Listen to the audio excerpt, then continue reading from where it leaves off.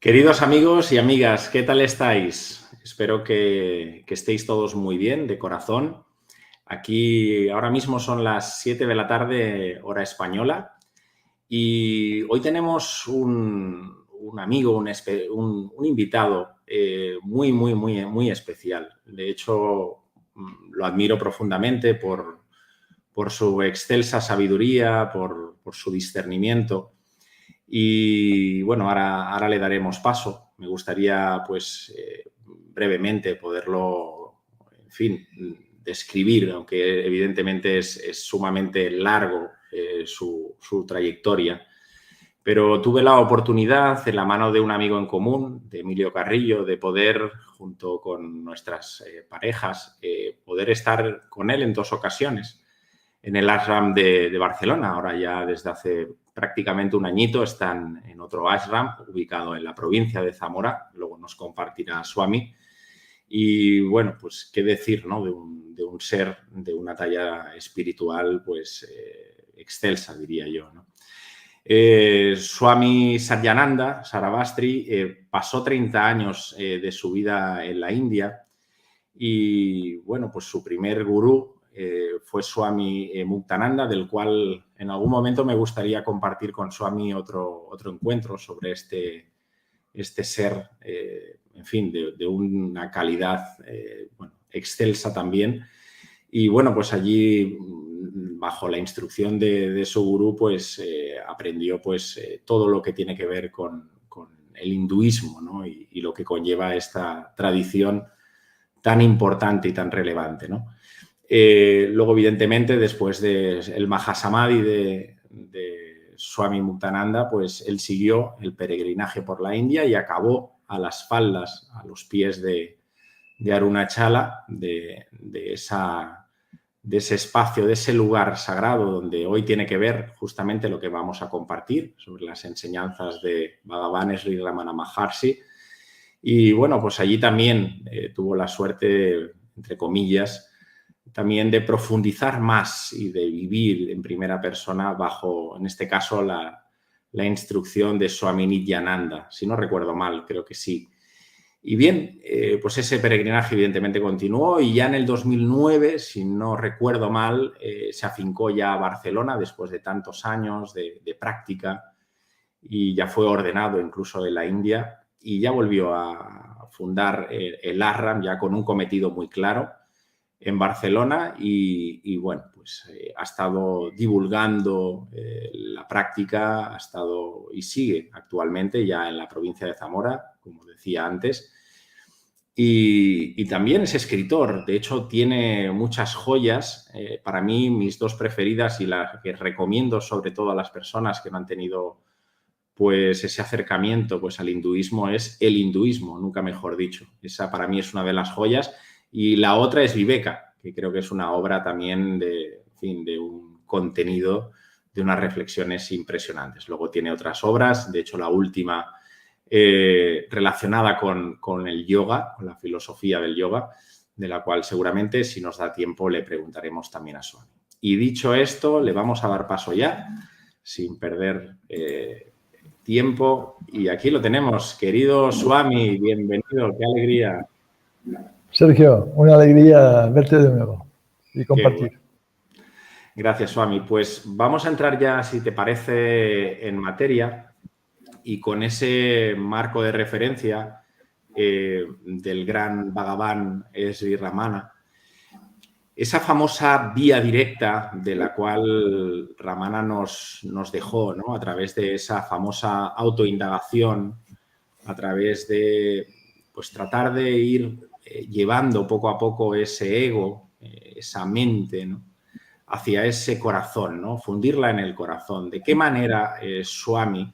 Porque realmente la vida de Ramana, tú que la conoces muy bien, no fue una vida, es decir, con 16 años él tiene esa experiencia, ¿no? De muerte, pero no fue un ser que desarrolló ciertas técnicas o como otros gurús o como otros maestros, ¿no? Que siguen una línea, sino que él fue un mensaje muy sencillo. Digo sencillo dentro de la complejidad, evidentemente, pero fue muy directo. Es decir, creo que es un gran tesoro lo que nos ha dejado como legado, como experiencia y como enseñanza, ¿no?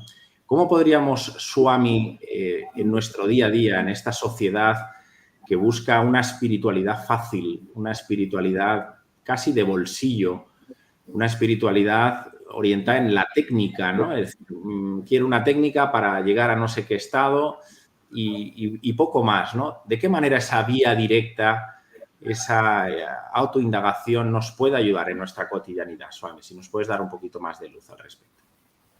Bueno, la vía que expone Ramana Maharshi es de forma sencilla, de forma muy clara, de forma muy directa, nos pone en contacto con la metafísica de las Upanishads, con el final del Veda, con la parte del Veda que habla del conocimiento. Nos pone en contacto con la esencia de la esencia del Dharma hindú. A la vez nos pone en contacto con nuestra propia esencia, de la forma más, diríamos, radicalmente directa.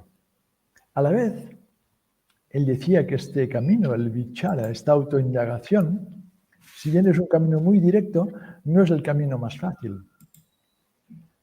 Autoindagar, este atma vichara, esta autoindagación, es intentar llevar la observación o llevar la presencia a la raíz de la idea yo o del vritti, del pensamiento yo, y observar esta raíz de este pensamiento. Esto se dice fácil, pero si nuestra mente está llena de pensamientos, emociones, nuestra mente no tiene un cierto shantam, una cierta quietud, este vichara no se va a producir. Entonces, es un camino que requiere de una disciplina, requiere de una serie de prácticas, requiere de una atención para que la mente pueda acceder a este tesoro que Ramana indica que está en nosotros, este reconocimiento de la plenitud siempre existente en nosotros. El hombre moderno, las personas modernas, por supuesto, como bien decía Sergio, quieren una técnica, quieren algo muy rápido, y esto no es ni exactamente una técnica ni nada muy rápido. Uno no puede entrar en un camino espiritual de autoconocimiento pensando en el tiempo que invierto en él. El camino es la vida es el camino, sin diferenciación.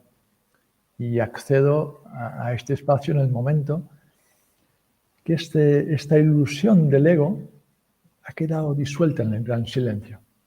Aquí lo que es, lo real, toma posesión de mí, toma la realidad que realmente tiene, ¿no? La mente acepta esta realidad.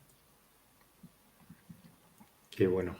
Swami, en ese sustrato del que creo que Ramana siempre hacía, aunque es verdad que no, prácticamente no escribió nada, ¿no? Y de hecho poco habló, ¿no? Como los grandes sabios, ¿no?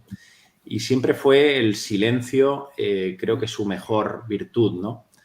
¿De qué manera, Swami, ese silencio, evidentemente lo que somos de verdad es silencio, es presencia, y evidentemente el silencio pues, externo, ¿no? Y mental nos puede ayudar, ¿no? A comprender mejor nuestra verdadera naturaleza, ¿no?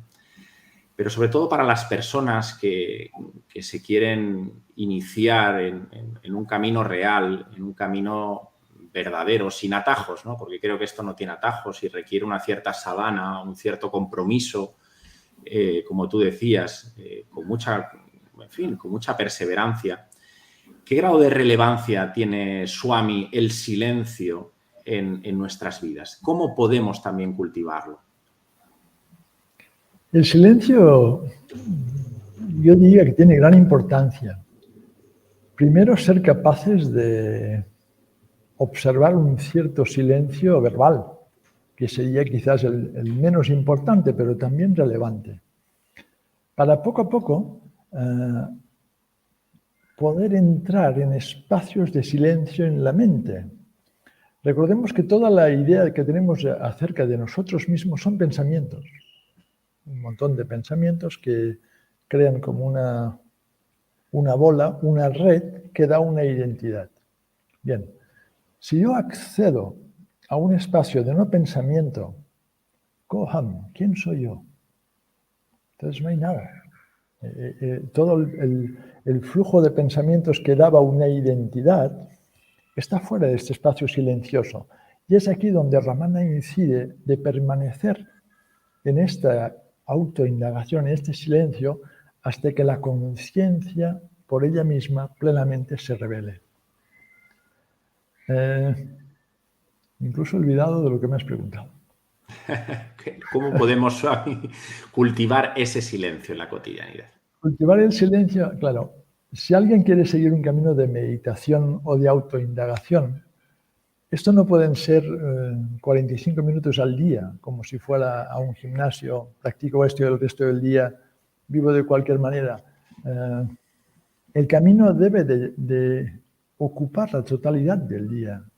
¿Dónde va mi mente? ¿Qué intereses tiene? Ir aquietando, ir viendo los focos de dispersión en que mi mente pierde energía. El que está en un camino va cuidando todos los aspectos de su vida, desde la alimentación, al sueño, al ejercicio y, por supuesto, una conducta ética impecable para luego, bajo o encima de esta base, los espacios de autoobservación, de contemplación, de meditación y de vichara, de autoindagación. Pero el silencio es casi antagónico a este mundo posmoderno, donde todo es ruido. La gente, raramente ves a alguien que esté en silencio mirando por la ventana en el tren. Todo el mundo está enviando mensajes y recibiendo mensajes, informaciones. Estamos sometidos a una música constante de información o mensajes o comunicaciones que antes no ocurría. Y esto es desde hace 25 años. Y pienso que esto afecta a la mente de las personas. Hay muchas más depresiones, muchas más personas afectadas por cosas mentales. Yo creo que es exceso de ruido. El silencio, por sencillo que sea, es muy dichoso. Cuando estoy en silencio verbal, si puedo incluso entrar en silencio mental, qué expansión, qué bienestar. Es volver a casa, de verdad, el gran hogar, donde el lenguaje no hace falta. Entonces, el ser moderno, la persona moderna, se la ha desarraigado del tesoro del silencio. Y es algo que deberíamos de recuperar. Qué bueno, Swami. Fíjate, Swami, que en este mundo yo creo que ya tocando ya la cúspide del máximo materialismo y de esa orientación tan externalizada, ¿no?, de vida, también buscamos, como decía antes, una espiritualidad fácil, una espiritualidad de bolsillo, de alguna manera. Y nos olvidamos de lo primario, ¿no? Y para mí lo primario, tú lo sabes mejor que nadie, hay esos que en la ciencia del yoga, evidentemente en el hinduismo, habláis de esos yamas y niyamas, ¿no?, que es ese código ético primario, pero que muchas veces desatendemos, ¿no? Es decir, desatendemos esa veracidad, desatendemos, pues no sé, el hacer daño a otras formas, ¿no?, a otros seres, desatendemos, en fin, todo ese código de conductas humanas, éticas, primarias, universales, más allá de la moral, que nada tiene que ver. ¿Qué grado de importancia tiene construir los cimientos de esa espiritualidad de verdad, de esa espiritualidad comprometida, desde esas bases, desde esos principios éticos, para luego, evidentemente, poder ir recorriendo otros caminos, ¿no? Es decir, enfocamos ya directamente, vamos al samadhi cuando realmente no sabemos conducir, es decir, no sabemos llevar, yo creo que no sabemos ni las instrucciones para conducir un coche, ¿no? Y ahí está esos principios, ¿no?, éticos. ¿Cómo podemos acercarnos a ellos, Swami, y de alguna manera integrarlos para luego ir poco a poco escalando otras vías que evidentemente pues llegarán cuando corresponden, ¿no? Muy importante lo que comentas, porque en Occidente hay esta neoespiritualidad que a veces o pseudo espiritualidad que vemos muchas veces, es como querer llegar a la cúspide sin haber hecho el camino. Y nadie llega a la cúspide. En todo caso, darías una voltereta y volverías a caer.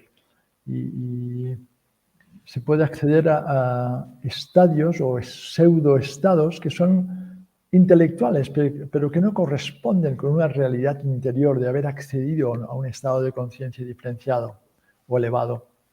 Como tú dices, estos llamas y niyamas, estas actitudes ante la vida de la no violencia, la veracidad, el no acumular innecesariamente, usar adecuadamente la energía sexual, la limpieza, no solo externa, sino no sostener ciertos tipos de pensamientos que me dañan, el estudio y la recitación que me hacen entrar en contacto con la sabiduría, la confianza que hay un orden divino. Todo esto es el soporte sobre el cual construyo mi meditación. Es lo que antes comentaba, que si no voy sacralizando mi vida, si mi vida en su totalidad, desde cómo cuido a mi hija, a mi esposa, soy respetuoso con mis vecinos, la meditación no es algo aislado, la meditación es parte de algo mucho más grande. Y a veces parece que, como tú dices, tengamos que llegar al samadhi, al atmavichara, a la autoindagación, a la iluminación, sin haber pasado por este proceso. Y hay una gran dicha en este proceso. En este proceso el individuo primero se va purificando, luego va perdiendo su fuerte relación con la mente, la va perdiendo, la mente se va aquietando y uno cada vez queda en un espacio más expandido, más silencioso, más luminoso. Uno pasa a ser conciencia, sin el peso de un pequeño ego que siempre le falta algo. Es soltar lo finito para abrazar lo infinito, para reconocer lo infinito en mí. Y estos pasos, si por ejemplo Ramana no incide mucho en estos pasos, es porque está en el mundo de la tradición hindú y se dan absolutamente por supuesto que nadie empezaría un camino de autoindagación sin una vida absolutamente impecable, ética, noble, elevada, compasiva. Qué bien, Swami. Quisiera preguntarte, Swami, creo que Ramana siempre habló evidentemente de la línea, de esa vía directa, pero también habló de la entrega, ¿no? de la devoción. ¿Qué papel juega esa entrega, bien entendida, evidentemente, en el crecimiento y en el desarrollo espiritual de un ser humano? Yo diría que la entrega es el corazón del camino.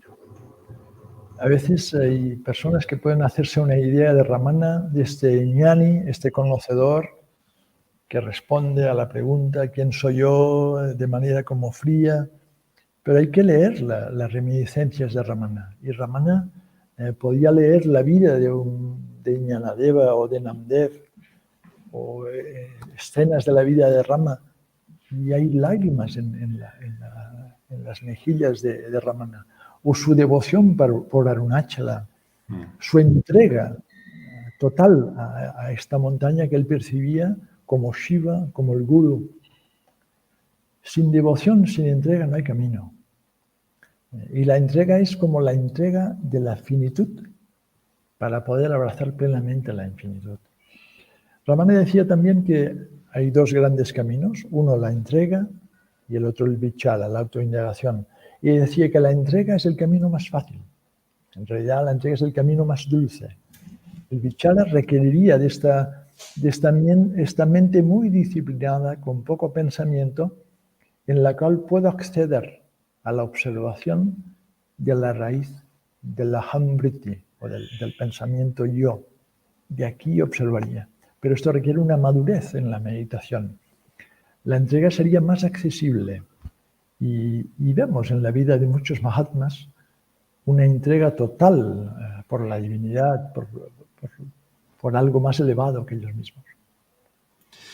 Claro, Swami, ese estado del que nos regaló Ramana, ¿no? De Jivanmukti, ¿no? De ese estado permanente, constante, ¿no? En interiorización, y que evidentemente pues, puede estar al alcance de pocos seres humanos, pero bueno, eso está ahí y es una vía que de alguna manera nos ofrece a que de alguna manera en nuestra evolución todos estemos llamados a alcanzarla.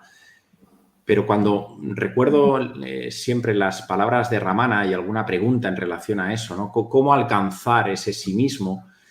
Siempre ponemos todo esto como una meta, ¿verdad? Como un objetivo.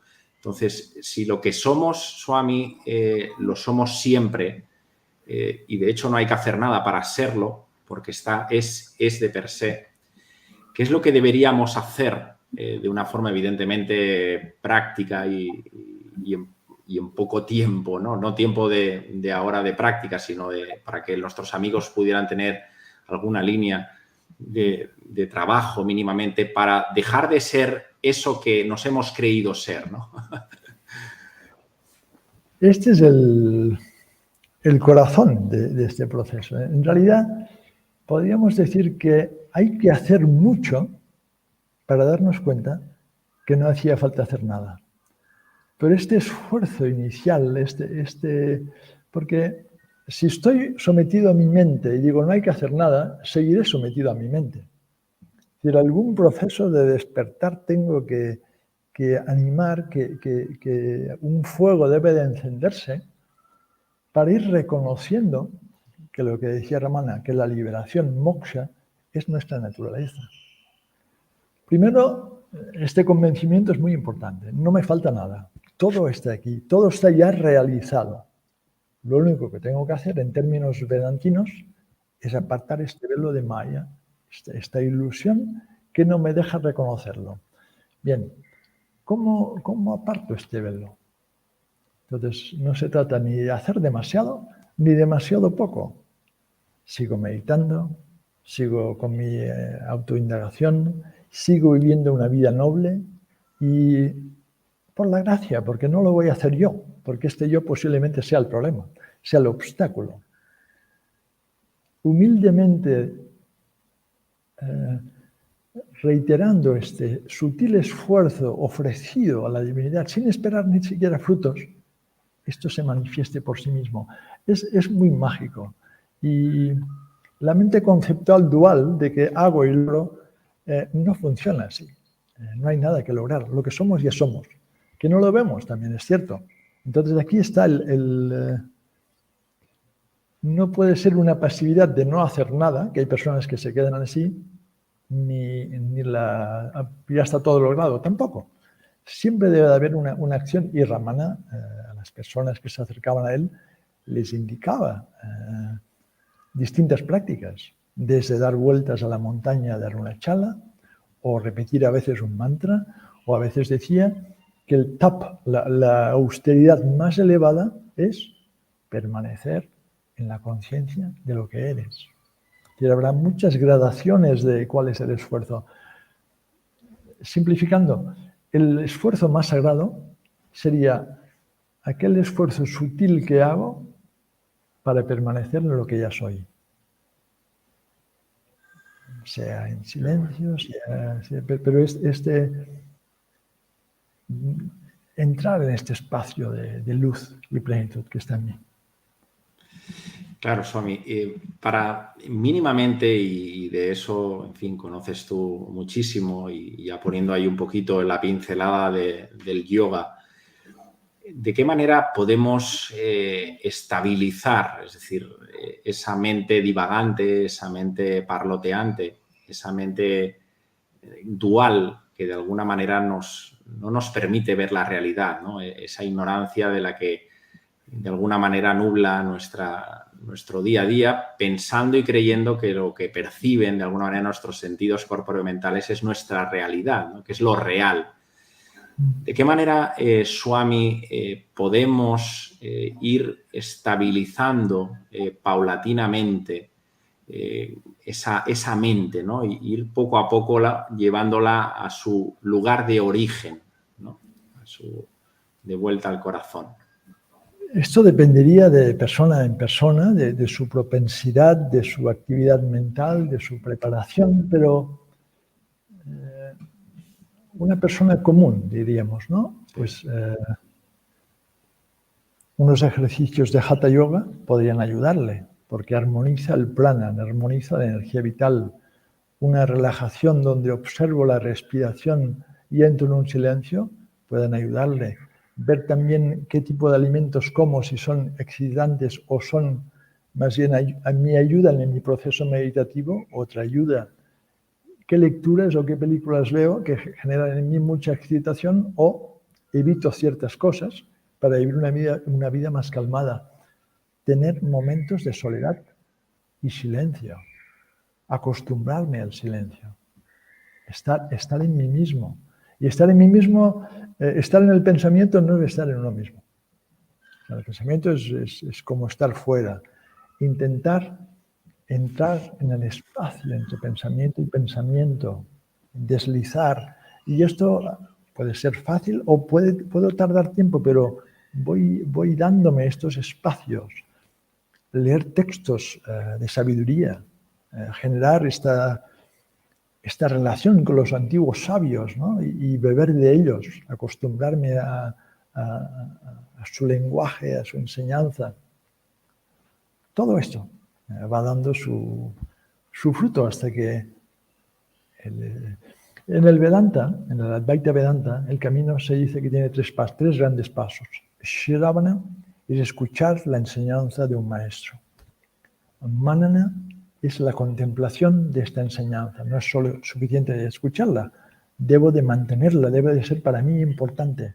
Shravana, escuchar, Manana, contemplar. Y esta contemplación pueden ser muchos años, en muchos textos son 12 años. Y Nididhyasana, donde mi visión, de forma natural, espontánea, como fruto de mi contemplación, mi visión ha cambiado. Ya no vivo en el mundo que antes vivía. Ya no soy aquel que creía ser. Ha habido este cambio. Qué bueno. Entonces, la belleza de este camino es que requiere de la totalidad de nuestro ser.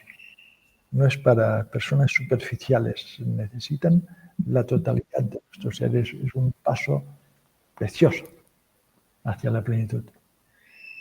Qué bueno, Swami. Uno de los discípulos, Swami de Ramana, Muruganar, del cual he tenido la fortuna de verte en algún vídeo hablar de él, de sus famosos poemas y de su vida. Expresó, bueno, ciertos poemas de una gran belleza, ¿no? De una belleza, de un cambio, una transformación, diría yo, profunda en su persona y demás, ¿no? ¿Qué pinceladas nos podrías regalar, Swami, de esas obras? Evidentemente hay muchísimas y dejó un legado enorme, pero ¿qué destellos nos podrías compartir sobre lo que se desprende de todos y cada uno de ellos, ¿no? En líneas generales. Sí. Muruganar, primero, démonos cuenta que es una persona muy especial. Era un poeta, tenía un gran don de expresión en tamil, en métricas muy complicadas. Y cuando tiene este impacto con Ramana y lo acepta como su guru y su guía y quiere vivir con él, dice que nunca más escribirá poesía. Y que si la escribe, será únicamente para expresar la enseñanza que oye de Ramana. Gracias a este poder de expresión tenemos al Guru Vachakakovai, Padamalai, Arunachala Purana, cuantísimos textos preciosos donde la enseñanza de Ramana está expresada por alguien que la vive con gran fuego. Swami tuvo la suerte, Swami llegó a Arunachala el año 83 y hasta el año 85 tuvo bastante contacto con Sadhu Om.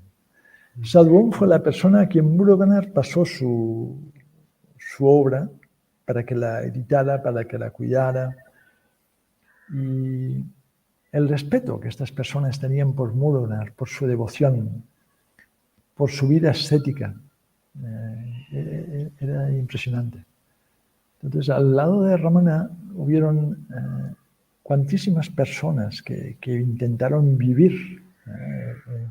Swami también vivió con Annamalai Swami, del cual en español hay un par de libros. Pude vivir con él medio año. También era una persona impactante, ¿no? Si hablaba de Ramana. Le importaba Ramana y la enseñanza de Ramana. El resto no estaba sumergido en esta contemplación. ¿Qué puedo decirte de estas figuras, ¿no? cuya vida es una luz? Una luz, ¿por qué? Porque se han perdido. Murugan desapareció, llegó a Ramana y quiso desaparecer. El Murugan, poeta que en el mundo podía haber triunfado, no tenía interés en ninguna, aparte de acceder a lo más sagrado, que es el autoconocimiento. Qué bueno, Swami. Háblanos un poquito, Swami, de ese viaje que de alguna manera todos vamos a vivir, que es el viaje de la muerte, ¿no? Evidentemente de la muerte de ese yo físico, mental y emocional, no de lo que somos verdaderamente, y que ahí también Ramana de otra lección, ¿no? En ese proceso final de su vida, ¿no? Donde, bueno, pues tuvo varias intervenciones y finalmente, pues, creo recordar que se negó a practicársele, no sé si era pues, algún tipo ya de intervención externa, y él pues compartía que, en fin, que no tenía ningún tipo de problema a morir, evidentemente, ¿no? Porque al final pues es lo que es siempre y eso no deja de ser. Pero ¿de qué manera, Swami? Porque este es el gran miedo que todos la gente de a pie, ¿no? Todas las personas siempre tienen ese miedo horizontal ahí, mirando siempre al final, al horizonte. ¿De qué manera podemos hacernos más amigos y más amables con la propia muerte, ¿no? ¿Cómo podemos tener una relación más sana con eso? Primero, en el hinduismo siempre decimos que cada día tenemos una muerte, que es cuando entramos, ahora estamos en estado de vigilia, cuando nos acostemos posiblemente entremos en estado de sueño con ensoñaciones y luego entraremos en estado de sueño profundo, donde no tendremos conciencia ni del mundo externo ni del yo, porque el yo y el mundo externo van juntos, los dos aparecen y desaparecen. Entonces, ¿por qué el hindú al levantarse hace unas abluciones? Es para purificarse de esta muerte diaria, primero. Segundo, la meditación, la contemplación de que todo es evanescente, todo es pasajero, y es precioso que sea así, que sea todo este río de nombres, formas, seres que desfilan, porque en el fondo lo que permanece es la conciencia, lo que permanece es lo que uno es. Esta meditación reiterada, fortalecida, el miedo a la muerte, cuanto más medito en mi esencia, cuanto más contemplo en mi esencia, cuanto más la conciencia despierta en ella misma, me doy cuenta que lo único que puede morir es el cuerpo. Lo único que puede cesar es la muerte, pero no aquello que es. Hay esta bella reminiscencia de Ramana con esta anciana devota que le dice, cuando Ramana está ya muy mayor, pocos días antes de su samadhi, de su muerte: oh Bhagavan, no te vayas, no te vayas. A lo que Ramana, mirando compasivamente, responde: ¿dónde me puedo ir? ¿Dónde puede ir la conciencia? De aquel que está ya despierto, de aquel que vive en unicidad. Occidente, sea por las religiones monoteístas, por lo que sea, tenemos un pequeño problema con la muerte y deberíamos de resolverlo por la contemplación profunda, la observación de otras tradiciones y darnos cuenta que muerte y vida son dos hermanos que siempre van juntas.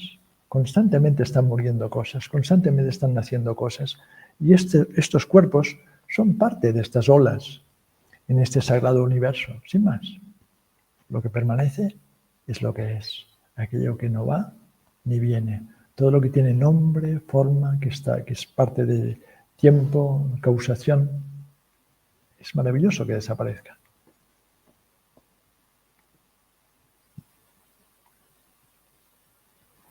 Ahora no te oigo. Perdona, Swami, había dado Ahora. lo había cesado para seguir escuchándote. Esa realización del ser, Swami, podríamos decir, según las enseñanzas de Ramana, que tiene lugar cuando se cesa ese concepto del yo, es decir, cuando de alguna manera se aniquila ese pensamiento primario de yo, o en qué momento podría darse. Yendo a la esencia de esta enseñanza de Ramana del Vichara, él decía que uno debe de observar profundamente el pensamiento yo, ir como a la raíz del aham, de ese sentimiento de yo, sin asociación. No el yo Satyananda ni el yo Sergio, que nos da una historia, nacido aquí, no, nada. El puro vritti, aham vritti, el sentimiento o pensamiento, yo decía, de residir aquí. Y decía que el hecho de residir aquí hace que aparezca, y aquí las palabras fallan, decía un yo. Un yo que ya no es un yo relacionado con nada concreto, con ningún personaje, sino el gran yo, que es la conciencia que existe en todo y siempre.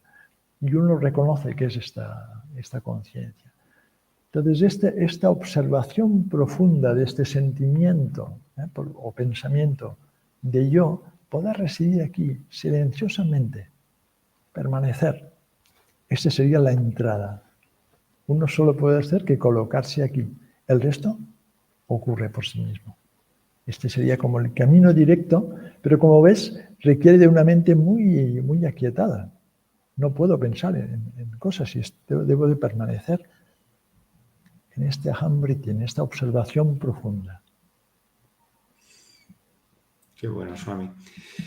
¿Nos podrías aclarar, Swami, creo que Ramana también hace alusión a ese famoso Hridayam, es decir, de qué manera podemos apuntar hacia ese lugar? Hridayam es el corazón, es el centro como el espacio del corazón. Algunas personas que fueron occidentales, que fueron a Ramana hace ya muchos años, ¿no? Interpretaron que hacía falta meditar en el espacio del corazón. Pero cuando Ramana habla de corazón, se refiere a la esencia, no hace falta meditar precisamente aquí. El Atman, la conciencia, no está más aquí que más abajo. Este Hridayam es como el espacio de la conciencia, el espacio de la plenitud. Si bien es cierto que en las Upanishads encontramos upasanas o meditaciones donde facilitan la concentración en este espacio, porque es agradable meditar en este espacio del corazón. Cuando Ramana habla del corazón, no habla de un espacio físico, aunque sí que hay textos o libros de interpretaciones que es como si tuviera que meditar en el espacio izquierdo del corazón. No es tal cosa. Hay discípulos directos de Ramana que clarifican este error de concepto. Es meditar en la esencia, en el punto que corresponda, que es el punto de inmersión interior. Qué bueno. Gracias, Swami. Ya nos vamos prácticamente acercando al final, Swami. Quisiera que nos pudieras hablar un poquito de esa dicha interior, de ese gozo, de esa quizás mal llamada o mal confundida felicidad, ¿no? Que de alguna manera andamos siempre persiguiendo a través de elementos externos, ya sean objetos, personas. ¿De qué manera podemos ir poco a poco intimando más con nosotros mismos, ir pudiendo degustar ese espacio de dicha, de gozo, de quietud, donde la felicidad simplemente se expresa sin ningún tipo de causa y sin ningún tipo de elemento, ¿no?, que condicione su expresión, ¿no? Sobre todo en este momento, ¿no?, en el que tú muy bien sabes que está transitando la humanidad, donde hay mucho caos, mucho desorden de alguna manera, ¿no?, donde se ha matado, yo diría, ¿no? Como decía Nietzsche, se ha matado a Dios, ¿no? Se ha matado lo trascendente o se está aniquilando lo verdadero. ¿De qué manera podemos revertir esa ecuación, Swami, para enfocarnos en esa felicidad más interna? Para enfocarnos en esta felicidad más interna, primer paso, por la noche salir al balcón y tirar la televisión. Segundo paso, no creernos las muchas mentiras y condicionamientos de este mundo posmoderno. Resacralizar nuestra vida, resacralizar cualquier acto, cualquier acción. Vivir en la medida posible de una forma sagrada, ritualizar nuestro universo, mirar el cielo, aprender del silencio, de las rocas, de los árboles, por supuesto de los sabios. A partir de aquí, intentar seguir un camino, intentar seguir una vía de conocimiento, no ir picando un poco aquí, un poco allí, sino ser consecuentes, sentir cuál es la enseñanza que te conmueve interiormente, ser fuerte y seguirla. Y ir accediendo a estos espacios. En la medida que hay silencio y no está el yo, sin duda sentimos dicha, sin duda sentimos ananda, nuestra esencia es ananda. Pero para que esta ananda, esta dicha sea grande, el yo y todas sus construcciones deben ir quedando pequeños y reduciéndose. Y en la medida que voy encontrando lo que realmente soy, este ananda, libre por ella misma, que no depende de que ocurra algo o no ocurra algo, siempre presente, se manifiesta cada vez más. Y aquí está la libertad, porque siempre estamos corriendo detrás de algo o de alguien para mendigar un poco de felicidad. Cuando los textos y los mahatmas nos dicen, tú eres felicidad, tú eres felicidad. Y cuando dicen tú, no se refiere al pequeño individuo, sino tu esencia en ella misma es una pulsación constante de una dicha siempre renovada y eterna. En la medida que uno descubre esto, hay un cambio. Uno vive ofreciendo su acción, ya no intentando buscar felicidades por aquí y por allá, vive en un gran contentamiento, vive con fortaleza, vive con compasión hacia los demás. Es una transformación muy grande. Qué bueno, Swami. Creo que si algo falta en esta humanidad, o en una parte de ella, es el discernimiento, es viveka, ¿no? Es realmente ver con nitidez la realidad como es, ¿no? ¿De qué manera, Swami, antes apuntaba en la introducción que una de las joyas literarias que nos has regalado, para mí es una de las preferidas, igual que el hinduismo, no sé si fue la primera obra, de las primeras obras que escribiste, esa creo que es impresionante, sobre todo para las personas que quieran tener una primera aproximación. Pero yendo hacia Viveka, yendo hacia ese cultivo de lo real, de ver las cosas con la mayor nitidez, con la mayor, claridad, ¿cómo podemos ir cultivando, Swami, en el día a día, en el trabajo, con la familia, cada uno con sus quehaceres, pero ir cultivando ese espacio de claridad, ¿no? Para ir, evidentemente, y más en estos momentos, que requiere de discernimiento, sin lugar a dudas, para saber elegir el camino más allá de lo socialmente se ha establecido, lo que nos digan o lo que nos dejen de decir, ¿no? ¿Cómo podríamos incorporar esa vía en nuestra cotidianidad, Swami? Es un momento para ser fuertes. Hay muchas mentiras que se nos son repetidas constantemente a nuestro alrededor. Hay que tener un profundo discernimiento y, sobre todo, no solo en el día a día, sino discernir quién soy. Ese es el gran trabajo. Cuanto más sepa quién soy, más libre seré. ¿Soy únicamente un cuerpo que es la unión de 5 elementos? ¿Soy la energía vital o prana que necesita de la comida y de la bebida? ¿Soy manas? ¿Soy una mente que siempre da vueltas? Soy el intelecto, que es una serie de asociaciones que dan una realidad a lo que creo ser. Kohan, ¿qué es lo que soy? Este es el intelecto, el vichara o el viveka más importante, este discernimiento de lo que soy. A la vez tengo que tener discernimiento en relación al mundo y tengo que defenderme ante un mundo con cada vez más cosas falsas que se me cuentan.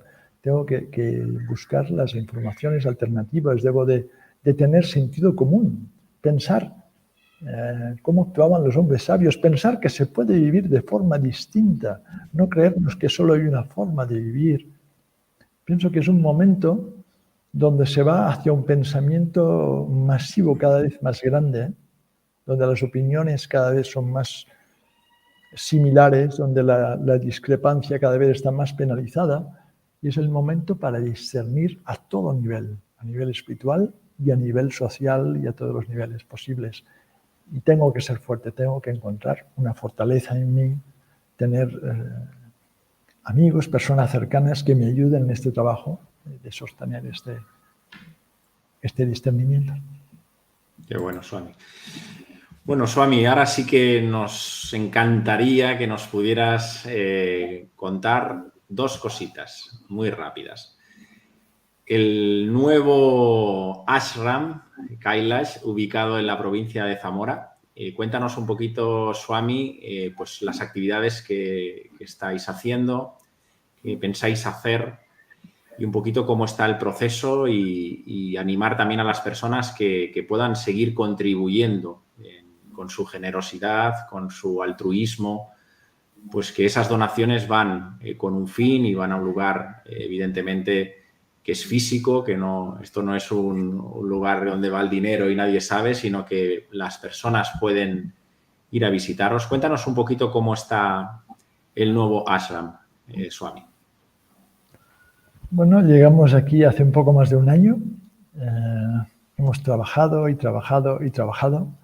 Se han ido, gracias a las aportaciones, adaptando. Tenemos una sala para más de 100 personas, una biblioteca que tiene más de 10.000 títulos, sobre todo de hinduismo y temas espirituales, lugar donde residen 50 personas.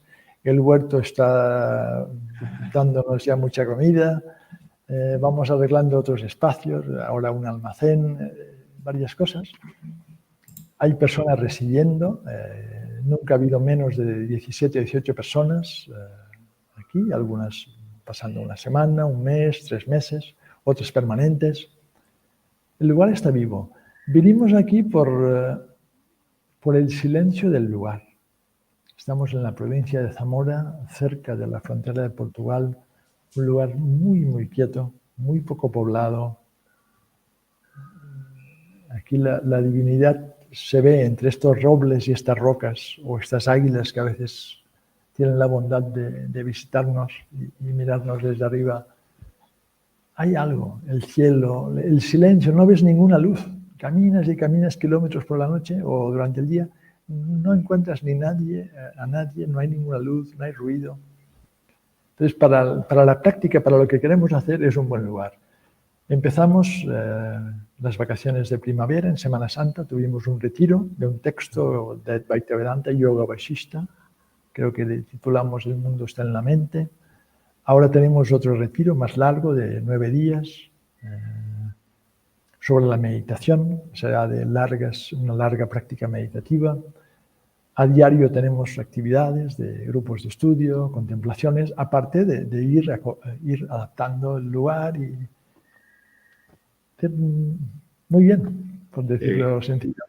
Todo Qué muy bien, bien, Swami. sí. ¿La actividad online la sigues manteniendo, Swami? Es decir, la actividad, los talleres, los cursos para todos los países, para los que no puedan acudir físicamente. Sí, porque hay gente de México, de Argentina, de otros lugares, de lugares de España. Es decir, cuando hacemos alguna actividad, siempre la hacemos también abierta. Por supuesto que Swami prefiere la compañía, el contacto, pero entendemos que estas máquinas han entrado en nuestro mundo y ahora es difícil dar un salto atrás. Es decir, que sí, se mantienen los dos. Qué bueno, Swami. Y ya para no robarte más tiempo, sí que quisiera aprovechar y preguntarte por tu último libro, por Las bases del yoga. Si no recuerdo mal, que es el título del último libro, creo que editado por Kairos, ¿puede ser? Kairos. Kairos. Sí. Lo editó Kairos hará casi un año aproximadamente. Las bases del yoga es un estudio de la metafísica y la filosofía, la riqueza filosófica que tenemos detrás del yoga. Nos encontramos que hay mucho yoga, pero a veces se termina con el brazo o la pierna y la postura. Y hay una metafísica tan grande, tan rica. Entonces hay capítulos acerca de esta metafísica o esta concepción en las Upanishads, en la Bhagavad Gita, en el Yoga Darshana o los Yoga Sutras de Patanjali.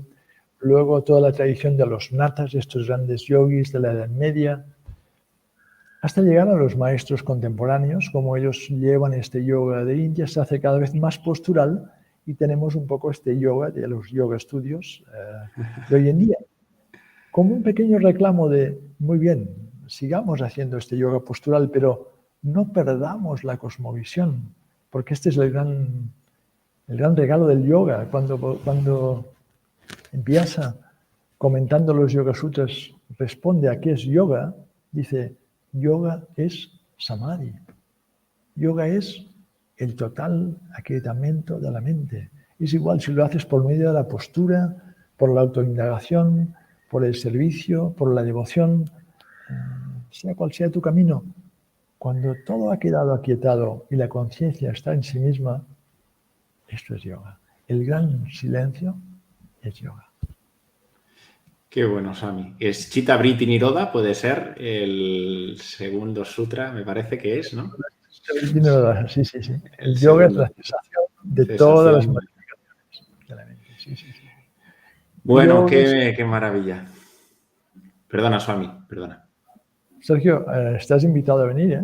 Sí, por supuesto que iremos, por supuesto. Sí, tanto que iremos otra vez nuevamente allí, al nuevo lugar y también a gozar de tu presencia y la de todos los amigos y amigas que también hacen parte de ese maravilloso proyecto, del cual animo a todos los que nos estáis escuchando, a los que tendréis la oportunidad de ver el vídeo, este encuentro en diferido, que entréis en la página web. La he puesto en varias ocasiones durante el encuentro, advaityavidya.org. Allí no solo tendréis la oportunidad de poder ver las actividades que va haciendo Swami, sino también pues la librería. Que, por cierto, la librería que tiene Swami yo creo que es una obra de arte, es una auténtica obra de arte. No sé si, me imagino que se habrá hecho más grande que la que había en Barcelona, que aquello era, vamos, un espectáculo. Necesitamos muchas vidas para poder leer toda la sabiduría que hay allí, pero bueno, solo por eso animo a todos los amigos y amigas que se acerquen a deleitarse con las joyas literarias que están allí. Y bueno, pues allí también podéis seguir pues la actividad de Swami, pues todo lo que va haciendo, creo que también en Instagram, en Facebook, y podéis seguirlo y, en fin, y animaros a comprometernos con esa práctica real, con esa práctica verdadera, sin atajos, y creo que es la que nos puede ayudar, no solo a nosotros, a título individual, evidentemente, sino también al colectivo.